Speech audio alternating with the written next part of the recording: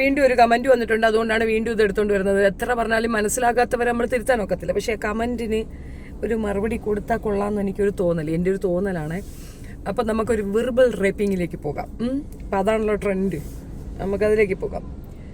ഡാമി account നല്ല പേരാണ്, duplicate പേരാണെങ്കിൽ കൊള്ളാം കേട്ടോ, നല്ല പേരാണ്. അപ്പോൾ നിങ്ങൾ പറയുന്ന എല്ലാ കാര്യത്തിലും അടിസ്ഥാനരഹിതമാണെന്ന് തോന്നുന്നു. തോന്നലേ ഉള്ളൂ, അടിസ്ഥാനരഹിതമാണെന്നുള്ള ഉറപ്പില്ല. അപ്പോൾ അതിലൊരു പോയിന്റ് ഉണ്ട്. അതുകൊണ്ട് നമുക്ക് ആ ബാക്കിയിലേക്ക് പോകാം. ഒന്നാമതായി, മറ്റൊരാളുടെ മകളെക്കുറിച്ച് ഇത്രയും വിധി പറയുകയോ അവരുടെ ജീവിതത്തെ നിയന്ത്രിക്കാൻ ശ്രമിക്കുകയോ ചെയ്യേണ്ട ആവശ്യമില്ല. ആണല്ലോ, ഞാനും മറ്റൊരാളുടെ മകളാണ്. ഞാൻ പറയുന്ന കാര്യങ്ങൾക്ക് ആ അഭിപ്രായം നീ ഇവിടെ വന്ന് പറയണേ എന്തിനാണ്? നീ എന്തിനാ അതിന് ശ്രമിക്കുന്നത്? ഞാൻ മറ്റൊരാളുടെ മകളല്ലേ? നിനക്കൊരു അഭിപ്രായ സ്വാതന്ത്ര്യമില്ലേ? ആ അഭിപ്രായ സ്വാതന്ത്ര്യത്തിൽ നീ സംസാരിക്കുന്നില്ലേ? അപ്പോൾ എനിക്കും എൻ്റെ അഭിപ്രായം പറയാനുള്ള സ്വാതന്ത്ര്യമില്ലേ? മറ്റൊരാളുടെ മകളെന്ന് പറയുമ്പോഴത്തേക്ക് അത് എവിടെയെങ്കിലും ഒളിച്ചിരിക്കുന്ന കൊച്ചാണോ? അല്ലല്ലോ, മഞ്ജു പിള്ളയുടെ മകളല്ലേ. അത് അവരുടെ വ്യക്തിപരമായ കാര്യമാണ്. വ്യക്തിപരമായ കാര്യം വീട്ടിൽ കാണിക്കണം. പബ്ലിക് സ്പേസിൽ വന്ന് പബ്ലിക് പറയും, അറിയില്ലേ? രണ്ടാമതായി, സ്ത്രീകൾക്ക് മോശം കമന്റുകൾ വരുന്നതിന് കാരണം അവരുടെ വസ്ത്രധാരണമാണെന്ന് പറയുന്ന യാഥാർത്ഥ്യവുമായി പൊരുത്തപ്പെടുന്നില്ല. ആണോ? അവളുടെ കമന്റ് സെക്ഷനിൽ കമന്റ്സ് എടുത്ത് വെച്ച് അവൾ വർത്തമാനം പറഞ്ഞത് അവളുടെ വസ്ത്രം കണ്ടിട്ട് തന്നെയാണ്. ഞാൻ മൊത്ത സ്ത്രീകളുടെ കാര്യമല്ല പറഞ്ഞത്, അവളുടെ കാര്യമാണ് പറഞ്ഞത്. അവൾക്ക് ആ വൾഗർ കമന്റ് വന്നപ്പോൾ അവൾ അതിന് മറുപടി കൊടുത്തിട്ട് മൊത്തം ജനറലൈസ് ചെയ്ത് സ്ത്രീകളെ മാനിക്കാത്ത ആണുങ്ങളാണ് ഇങ്ങനത്തെ കമന്റ് ഇടുന്നത് എന്ന് പറഞ്ഞ് ജനറലൈസ് ചെയ്തപ്പോഴാണ് പറഞ്ഞത് ആ കമന്റ് അവൾക്ക് വേണ്ടി ഇട്ടതാണ്. അത്തരത്തിൽ ചെയ്യുന്നത് കൊണ്ട് തന്നെയാണ് അങ്ങനെ അനുഭവിക്കേണ്ടി വരുന്നത്. സ്ത്രീ എന്നാൽ വെറും ഒരു ഭോഗ വസ്തുവാണെന്ന് ചിന്തിക്കുന്ന സ്ത്രീകൾ തന്നെയാണ് സ്ത്രീകളുടെ ശത്രു. അത് മനസ്സിലാക്കാൻ കോമൺ സെൻസ് വേണം. That you don't have what to do. മോശം അനുഭവം നേരിടുന്നത് 1 വയസ്സുകാരി മുതൽ 90 വയസ്സുകാരി വരെ പീഡനത്തിനും ഉപദ്രവത്തിനും ഇരയായ സംഭവങ്ങൾ നമുക്കറിയാം. ഇതുണ്ടല്ലോ, ഇപ്പോഴും ഉണ്ടല്ലോ. അവർ നിന്റെ അച്ഛൻ പോയി പീഡിപ്പിക്കുമോ? നിന്റെ ആങ്ങളെ പോയി പീഡിപ്പിക്കുമോ? നിന്റെ മകൻ പീഡിപ്പിക്കുമോ? നിന്റെ വീട്ടിലുള്ള ആണുങ്ങൾ 90 വയസ്സുകാരിയോ 5 വയസ്സുകാരിയോ ചെയ്യൂലല്ലോ. എന്തുകൊണ്ട് ചെയ്യൂല? നിന്റെ വീട്ടിലെ വളർപ്പത്, നിന്റെ വീട്ടിൽ ആ മര്യാദ പറഞ്ഞു കൊടുത്തിട്ടുണ്ട്. പിന്നെ നിയമശക്തമാണെങ്കിൽ ഇത്തരത്തിലുള്ള സംഭവങ്ങൾ ഉണ്ടാവുകയില്ല. അതും തുണിയായിട്ട് യാതൊരു ബന്ധവുമില്ല എന്ന് ഞാൻ എവിടെയും പറഞ്ഞില്ലല്ലോ.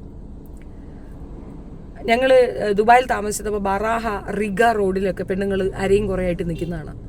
അവർ ഈ പരിപാടിക്ക് നിൽക്കുന്നവരാ. അവിടെ ഫർദ ഇട്ടുകൊണ്ട് അതിനകത്തൂടെ ആ പറയുന്ന പൊസിഷനിൽ കൂടെ അല്ലെങ്കിൽ ഫർദ ഇട്ടുകൊണ്ട് പോയാൽ ഒരാളും അവരെ മൈൻഡ് പോലും ചെയ്യത്തില്ല. ആ ഫർദയ്ക്ക് കൊടുക്കുന്ന റെസ്പെക്റ്റ് അല്ല.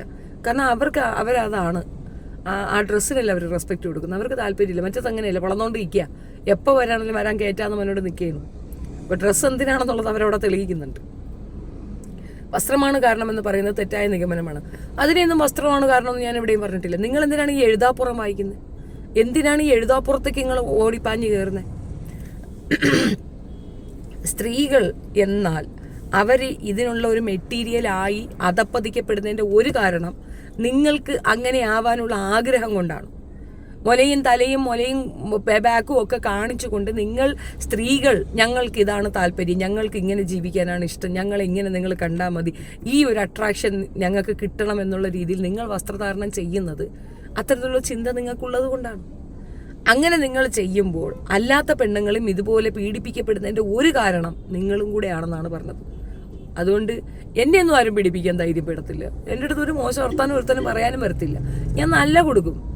ഞാൻ സാധാരണ അയ്യോ ഒരു കുലസ്ത്രീയാണേ, എനിക്ക് ചേട്ടൻ്റെ അടുത്ത് അങ്ങനൊന്നും സംസാരിക്കാൻ ഇഷ്ടമല്ലെന്ന് ഞാൻ പറയാം. PWD തക്കാളി എസ്മൂഞ്ചി എരുമമുണ്ടേ എന്നായിരിക്കും എൻ്റെ ആദ്യത്തെ കമൻറ്റ്. ഇതിപ്പോൾ ഞാൻ വളരെ ജനറസ് ആയിട്ട് നല്ല രീതിയിൽ നിങ്ങൾക്ക് കേൾക്കാൻ വേണ്ടി പറഞ്ഞത്. പക്ഷെ ഞാൻ സാധാരണ എനിക്ക് അങ്ങനെ ഒരു വല്ല വർത്താനമൊക്കെ ഉണ്ടായാൽ ഞാൻ നല്ല പച്ച ഭാഷയിൽ തിരിച്ചങ്ങോട്ട് കൊടുക്കും, ആണാകെ കൊടുക്കും. എൻ്റെ ക്യാരക്ടർ അതാണ്. അതുകൊണ്ട് തന്നെ എനിക്ക് ആരും അങ്ങനെ പ്രൊപ്പോസലും കൊണ്ടുവരാറില്ല, എൻ്റെ അടുത്ത് ഒന്ന് കൊഞ്ഞാനും കുണുങ്ങാനും നിൽക്കാറില്ല. നല്ല തിരിച്ചു കൊടുക്കും. കാരണം ഞാനൊരു മെറ്റീരിയലല്ല. എൻ്റെ ശരീരത്തിന് അങ്ങനെ ഒരു ആഗ്രഹമുണ്ടെങ്കിൽ എനിക്ക് ഇഷ്ടപ്പെട്ട ഒരു പാർട്ട്ണറുമായിട്ട് ഞാനത് ചെയ്യും. അല്ലാതെ കണ്ടവന്മാരൊക്കെ വന്ന് കയറിക്കോ എന്ന് പറയാൻ ഞാൻ നിന്നെ പോലെയുള്ള ചിന്താധാരയുള്ള ഒരു പെണ്ണല്ല. നിങ്ങൾ പറഞ്ഞതുപോലെ വസ്ത്രം ഒരാളുടെ സ്വഭാവത്തെ മൂല്യങ്ങളെയോ നിർണ്ണയിക്കുന്നില്ല. ആരും പറഞ്ഞു? ലോകത്തിലെ പല ഭാഗത്തും വസ്ത്രധാരണത്തെക്കുറിച്ചുള്ള കാഴ്ചപ്പാടുകൾ വ്യത്യസ്തമാണ്. ആധികാരികമായിട്ടുള്ള ഗുണയാണ്. ഒരു സമൂഹം സാധാരണമാണെന്ന് കാണുന്നതിന് മറ്റൊരു സമൂഹം തെറ്റായതായി കാണാം. അതുകൊണ്ട് വസ്ത്രത്തെ അടിസ്ഥാനമാക്കി ഒരാളെ വിലയിരുത്തുന്നത് യുക്തിസഹമല്ല. നീ ഈ ബോധി സന്യാസികളെ കണ്ടിട്ടുണ്ടോ? അവരുടെ വസ്ത്രധാരണം കണ്ടിട്ടുണ്ടോ? ഇന്ന് അവർ നാളെ മുതൽ സൂട്ടും കോട്ടും ഇട്ടുകൊണ്ട് വന്നിട്ട് അവർ സന്യാസിയാണെന്ന് പറഞ്ഞാൽ ആരെങ്കിലും അംഗീകരിക്കുമോ? ഇല്ലല്ലോ. വാട്ട് ബിക്കിനി ഇട്ടുകൊണ്ട് കിടക്കുന്ന മാതാ അമൃതാനന്ദവനെയെ ഒന്ന് ചിന്തിച്ച് വയ്ക്കുകയാണ്. നിനക്കത് ഉൾക്കൊള്ളാൻ പറ്റുമോ? വസ്ത്രം ഒരു കാര്യം തന്നെയാണ്, ഒരു കൺസേൺ തന്നെയാണ്. എന്തുകൊണ്ടാണ് അത് നിനക്ക് തോന്നുകയാണ് അങ്ങനെ അല്ല എന്നുള്ളത്? ബിക്കിനി ഇട്ടുകൊണ്ട് കിടക്കുന്ന മാതാമൃതാണ്ട് ഇതെല്ലാം സെറ്റപ്പാണല്ലേ പാട്ട്. നമ്മുടെ പൂക്കി മിനിസ്റ്റർ നാളെ വെറും ഒരു ജട്ടി ഇട്ടുകൊണ്ട് നമ്മൾ വരികയാണ്. നീ അംഗീകരിക്കുമോ? വെള്ളം ഇട്ടുണ്ടൊക്കെ അങ്ങേര് വരുന്നത്. അതിൻ്റെയൊക്കെ പിന്നിലൊരു മനഃശാസ്ത്രം ഉണ്ട്. വസ്ത്രം നോക്കി വ്യക്തിയും അളക്കാമെങ്കിൽ സൂട്ടും ബൂട്ടും ധരിക്കുന്ന എല്ലാ ആളുകളും നല്ലവരായിരിക്കണം. നല്ലതും ചീത്ത എല്ലാവരിലും ഉണ്ട്. വസ്ത്രം ഇട്ടത് കൊണ്ട് ഒരുത്തം നല്ലതാവണം ചീത്തയാവണമെന്നില്ല. സൂട്ടും ബൂട്ടും ധരിക്കുന്നത് അയാൾക്ക് അതിനുള്ള അസറ്റ് ഉള്ളത് കൊണ്ടും ആ രീതിയിൽ പെർഫോം ചെയ്യാനുള്ള ആ ഒരു പ്രൊഫഷൻ അത് ഡിമാൻഡ് ചെയ്യുന്നത് കൊണ്ടുമാണ്. അതുകൊണ്ട് ഗോവിന്ദച്ചാമി നാളെ സൂട്ടും ബൂട്ടും ഇട്ടുകൊണ്ട് നമ്മൾ അക്സെപ്റ്റ് ചെയ്യുക ഒരിക്കലും ഇല്ല.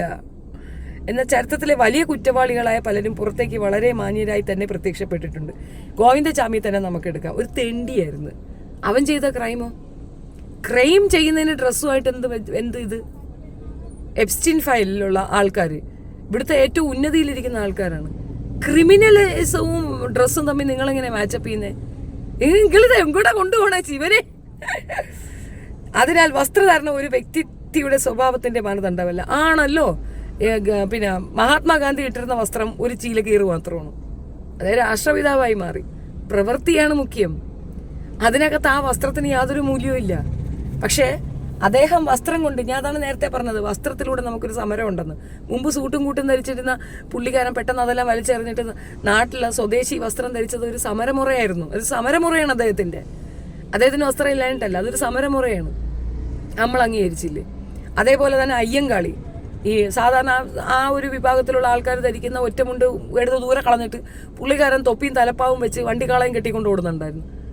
അതൊരു സമരമുറയാണ്. വസ്ത്രം എന്ന് പറയുന്നത് ഒരു സമരമുറയായിട്ട് ഉപയോഗിക്കാൻ പറ്റുമെന്ന് തെളിയിച്ച വ്യക്തികളാണ് അവരൊക്കെ. അപ്പോൾ ഈ ഓരോന്നിനും ഓരോ കൺസെപ്റ്റ് ഉണ്ട്. ഇതും കൂടെ കൂട്ടിക്കെട്ടരുത്. ഇത് എൻ്റർലി ഡിഫറെൻറ്റ്. എനിക്കിന്നൊരു കൊച്ചൊരു വാട്സപ്പിൽ ഒരു മെസ്സേജ് ഇട്ടിട്ടുണ്ട്. ഞാൻ വേണമെങ്കിൽ അത് കേൾപ്പിക്കാം, പക്ഷേ എനിക്ക് താല്പര്യമില്ല. കാട്ടി ആ കുട്ടി പ്രൈവറ്റ് ആയിട്ട് അയച്ചതാണ്. അവൾ പറയണത് എന്താണെന്ന് പറഞ്ഞാൽ അതൊരു പ്രൊഫഷൻ അല്ലേ, നമുക്ക് ആ പ്രൊഫഷൻ ചൂസ് ചെയ്തിട്ടുണ്ട്. അഫ്കോഴ്സ് പെണ്ണിൻ്റെ പ്രൊഫഷൻ എന്ന് പറയുന്നത് ഫാഷനാണെന്നും ആ ഫാഷനിൽ കൂടെ തുണി പറിച്ച് കാണിച്ച് വേണം എന്നും നിഷ്കർഷിക്കുന്ന ഒരു വൃത്തികെട്ട സമൂഹം ഇവിടെ വളർന്നു വരുന്നുണ്ട്. അതിനെതിരെയാണ് ഞാൻ സംസാരിച്ചത്. ഇവിടെ ഫാത്തിമ ബീവി നിങ്ങൾക്ക് അറിയാമോ?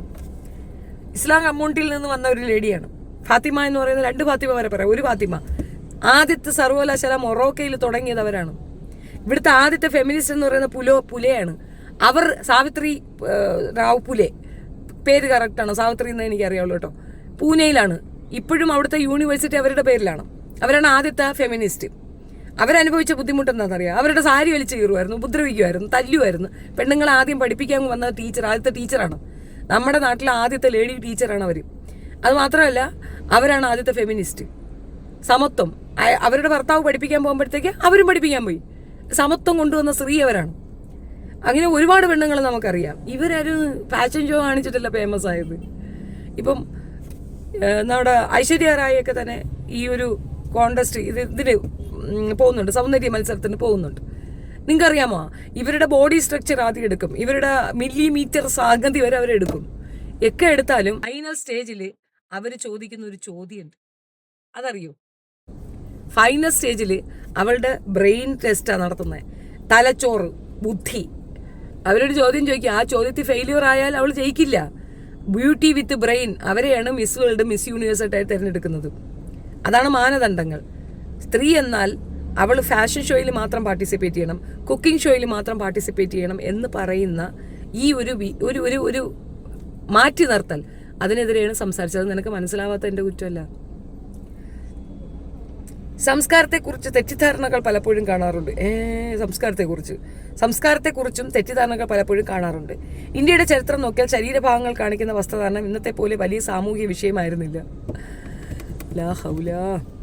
ക്ഷേത്രശില്പങ്ങളിലും പഴയ ചിത്രങ്ങളിലും ചരിത്രരേഖകളിലും അത് വ്യക്തമാക്കുന്നുണ്ട്. പിന്നീട് വന്ന ചില സാമൂഹിക കൊളോണിയൽ സ്വാധീനങ്ങളാണ് ഇന്നത്തെ പല ധാരണകൾക്കും കാരണം.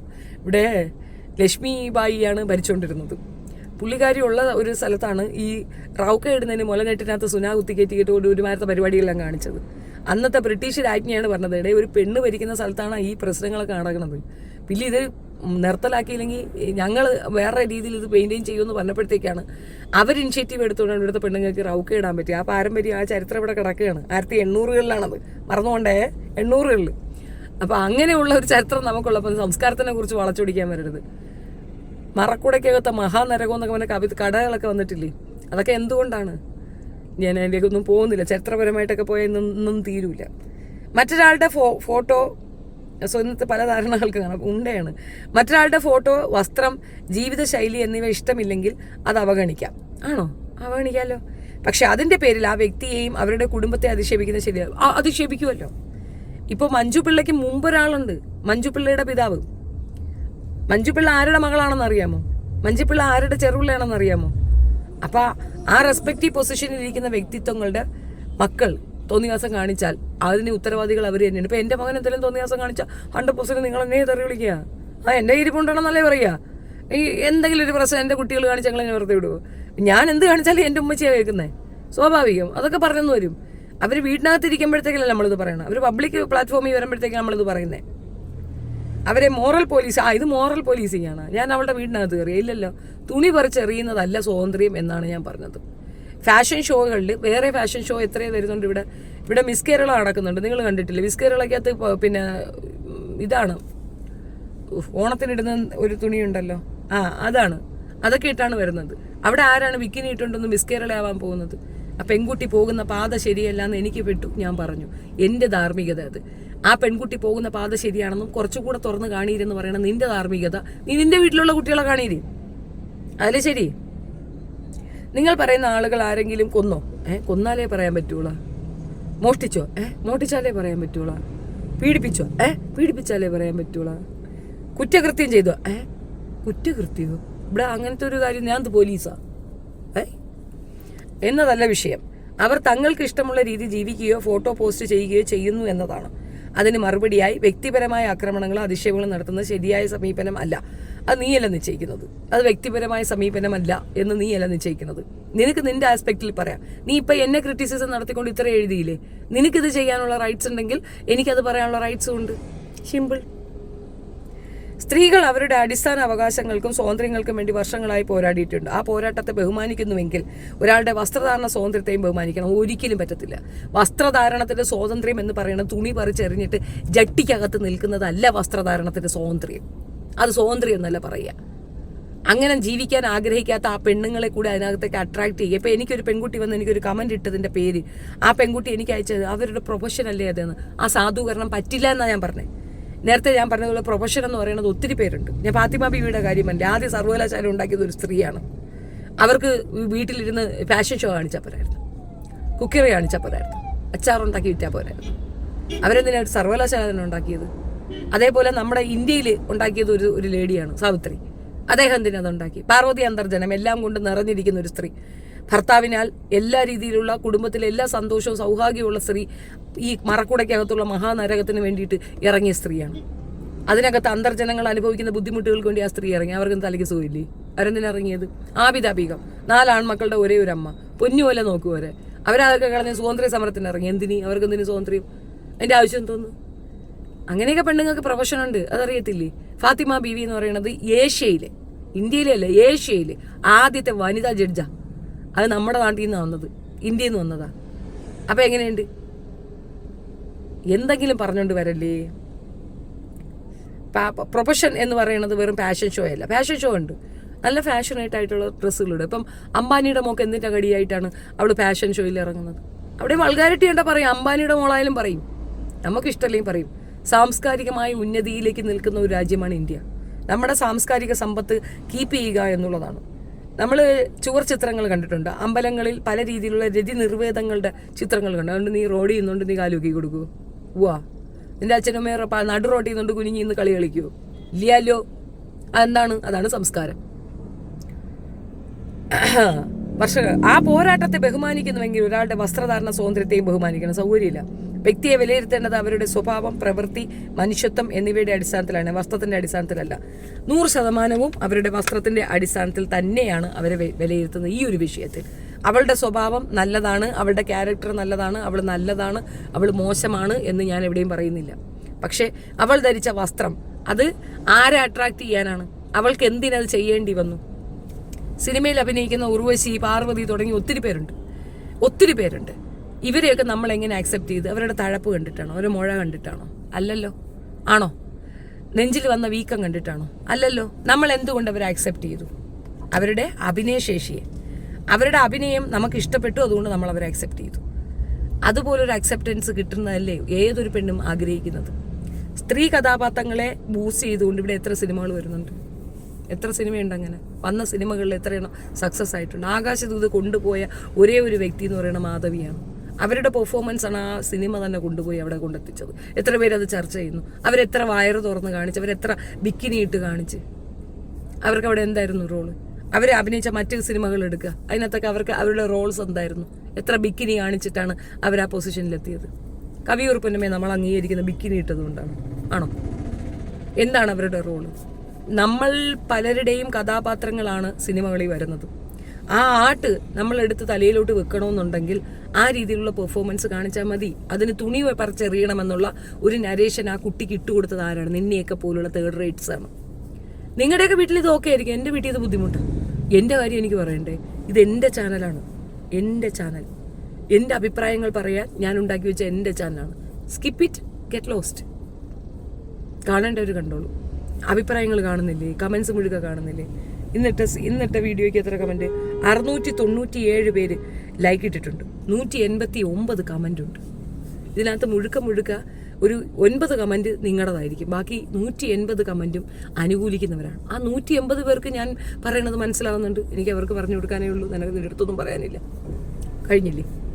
അപ്പം ശുല, ഞാനിതിന് കമൻറ്റ് അവിടെ എഴുതിയിട്ട് അത്രയും സമയം വേസ്റ്റ് ആകും. എനിക്ക് തോന്നി ഒരു വീഡിയോ ആയിട്ടൊക്കെ ചെയ്യുന്നതാണ് നല്ലത്. തുടരും. നിങ്ങൾ കമൻറ്റിൽ കൊണ്ടുവന്നിട്ടാൽ എൻ്റെ കയ്യിൽ മറുപടിയുണ്ട്. ഞാൻ പറഞ്ഞ ഒരു സ്റ്റേറ്റ്മെൻറ്റിനെ നിങ്ങൾ തലങ്ങും വിലങ്ങും തെറ്റാണെന്ന് സ്ഥാപിക്കാൻ ശ്രമിച്ചാൽ ഞാൻ ആ ശ്രമം പരാജയപ്പെടുത്തിക്കൊണ്ടിരിക്കും. കാരണം ഞാൻ പറഞ്ഞ പോയിന്റിൽ ഞാൻ സ്റ്റിക്കഡാണ്. വസ്ത്രം ഊരി എറിഞ്ഞുകൊണ്ടുള്ള ഒരു ഫാഷൻ ഷോയെയും ഞാൻ അംഗീകരിക്കുന്നില്ല. നിങ്ങൾക്ക് നല്ല വസ്ത്രം, ഈ വസ്ത്രം നീ ഫാഷൻ ഷോയിൽ കാണിക്കുന്നുണ്ട്, ഈ വസ്ത്രം ഇട്ടുകൊണ്ട് ഏതെങ്കിലും ഒരു മീറ്റിങ്ങിൽ പോകാനോ ഏതെങ്കിലും ഒരു കുടുംബത്തിൻ്റെ പ്രോഗ്രാമിൽ പങ്കെടുക്കാനോ പറ്റുമോ? ഫാഷൻ ഷോ എന്ന് വെച്ചാൽ എന്താണ്? പുതിയ പുതിയ ഫാഷൻസ് നമുക്ക് ഇൻട്രൊഡ്യൂസ് ചെയ്ത് തരുന്നതാണ്.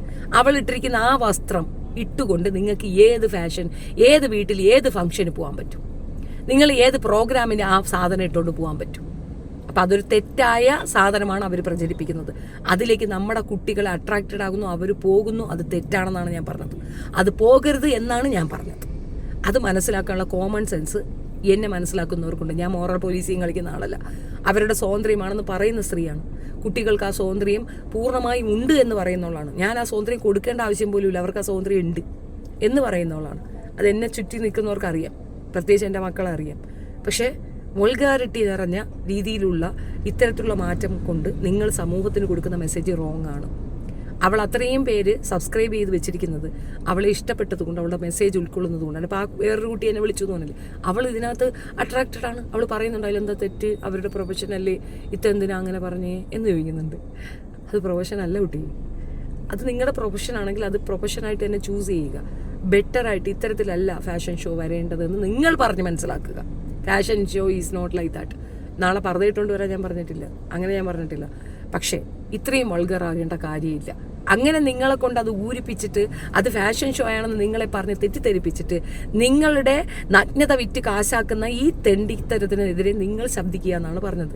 സ്ത്രീ എന്നാൽ അവർക്ക് വേണ്ട പരിഗണന അത് വേറൊരു ലെവലാണെന്നാണ് പറഞ്ഞത്. സ്ത്രീ അടുത്ത ജനറേഷനെ ഉണ്ടാക്കുന്നവൾ, സമൂഹത്തിൽ ഉരുവാക്കുന്നവൾ, അടുത്ത പൗരന്മാരെ കാവലായി ഇരിക്കേണ്ടവൾ, അവളാണ് ഒരു സമൂഹത്തിൻ്റെ ശക്തി. സ്ത്രീ ശക്തി എത്രത്തോളം ഉണ്ടെന്ന് എനിക്ക് പറഞ്ഞു തരാൻ അറിയത്തില്ല. അമ്മാതിരിയുണ്ട്. I am proud to be a lady. സ്ത്രീ അങ്ങനെ തന്നെ. ഇപ്പം ഇംഗ്ലീഷ് വരുന്നില്ല, അല്ലെങ്കിൽ ഇംഗ്ലീഷ് തകർത്തേന. അപ്പം ഞാൻ അഭിമാനിക്കുന്നുണ്ട്. I am really proud of that. അപ്പോൾ അങ്ങനെയുള്ള എനിക്ക് ഇതൊക്കെ കാണുമ്പോഴത്തേക്ക് ഇത്തരത്തിലുള്ള കോൺട്രൈസ് ചെയ്യുന്ന കാണുമ്പോൾ എനിക്ക് ദേഷ്യം വരും. എൻ്റെ കുഴപ്പമായിരിക്കാം മേ ബി. അപ്പം നീ അതങ്ങ് എക്സ്ക്യൂസ് ചെയ്യും, നീ സ്കിപ്പ് ചെയ്തിട്ട് വേറെ പണി വെക്കും. ഞാനിത് പറഞ്ഞുകൊണ്ടിരിക്കും, ഇതെൻ്റെ ഡ്യൂട്ടിയാണ്. ഞാനിത് പറയും എന്ന് പറഞ്ഞാൽ 100 വട്ടം പറയും. ഞാൻ ഇങ്ങനെ ആയിപ്പോയി, മാറാൻ ബുദ്ധിമുട്ടാണ്. അവനെ നിങ്ങളങ്ങ് മാറിക്കോ, അതല്ലേ നല്ലത്. നിനക്ക് കമൻറ്റ് എഴുതി ഇടാനുള്ള റൈറ്റ്സ് ഉണ്ടെങ്കിൽ എനിക്കിത് പറയാനുള്ള റൈറ്റ്സും ഉണ്ട്. അപ്പോൾ ശുലാൻ, അടുത്ത വീഡിയോയിൽ കാണാം.